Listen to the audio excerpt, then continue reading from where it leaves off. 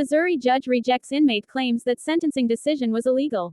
Deandra Buchanan, an inmate at the Jefferson City Correctional Center serving a first-degree murder sentence for killing his girlfriend and two others in 2000. Rudi Keller, Missouri Independent.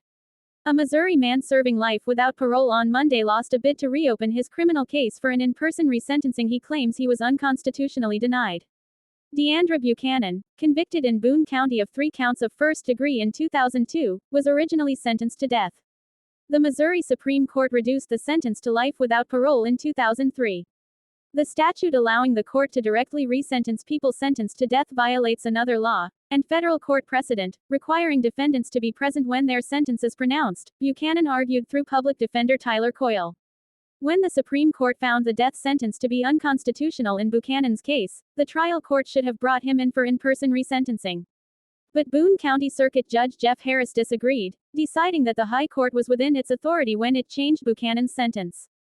Harris didn't address the constitutional questions raised by Buchanan.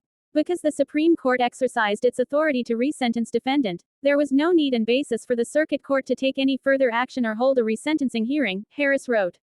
The ruling isn't a setback, Coyle said, because he and Buchanan had expected a definitive ruling would come from an appeals court. The state argued at our in-person hearing that if we have a problem with what the Supreme Court did, we should be asking the Supreme Court, Coyle said. That's what the prosecutor argued to Judge Harris. It kind of sounds like by not addressing that part of it, that's what is left for us to do now. In his final brief in the case, Coyle wrote that the question is analogous to the issue decided by the Missouri Supreme Court in 2022 when defendants challenged the outcome of hearings held online with witnesses or defendants not physically present. The hearing formats were intended to reduce the risk of spreading COVID-19.